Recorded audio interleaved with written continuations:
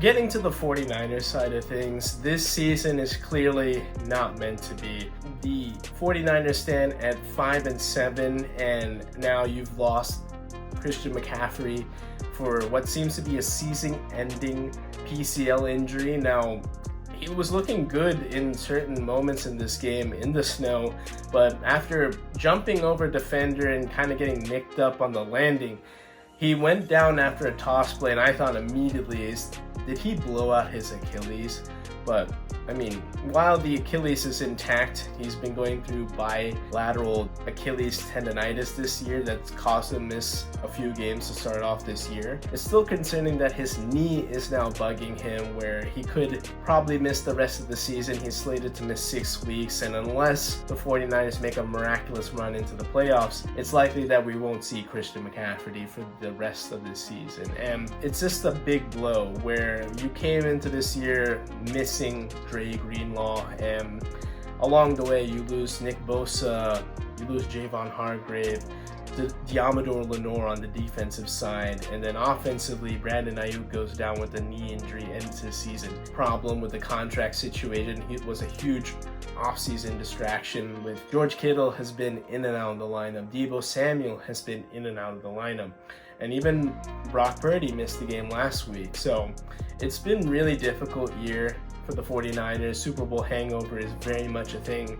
and we know that this window is probably closed on the 49ers, and now it's just time for the front office to face reality. And what that means is you're going to have to let go of some of these veteran pieces that were part of this core that took you to countless NFC championship games, and those deep runs, like I've said, have matriculated to wear and tear on this team. It is emotionally investing, it is physically taxing on the body when you're playing not just 17 games, but probably 19, 20 games, and if you make it to the Super Bowl, which we've seen this Niners team do. And it's a shame that they couldn't get it done against the Chiefs, who have arguably the best quarterback of all time. But if anyone was to do it, it was probably last year's 49ers. They were super stacked, and they had a good defense that were in control of that game, but they just couldn't make the plays to finish off the deal. And in this offseason, probably have to think about letting go of Deebo Samuel. I mean, he has not lived up to expectations since being a first-team All-Pro in 2021. And probably have to look at George Kittle and see, is he worth bringing back? I think he is, but definitely not at whatever his cap number is come next season. Probably needs to get that restructured.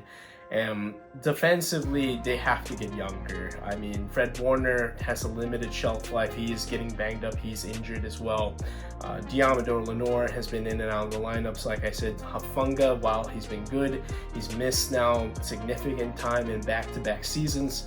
And it's going to take probably trading a piece as well to get additional draft capital, because the only way to get through this older roster is just to get younger, and the best way to do that is the NFL draft next year.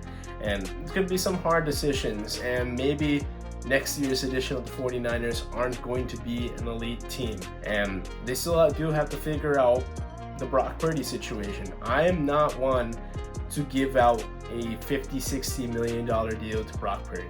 I know that the woes of this year is not all on Brock Purdy, but we've seen quarterbacks elevate their play, carry a team through certain patches, rough patches of a season. And we just haven't seen that in Brock Purdy. And it's really hard to evaluate that when a guy might be asking for max money, when his play maybe looks good statistically, but the results aren't there in the win and loss column.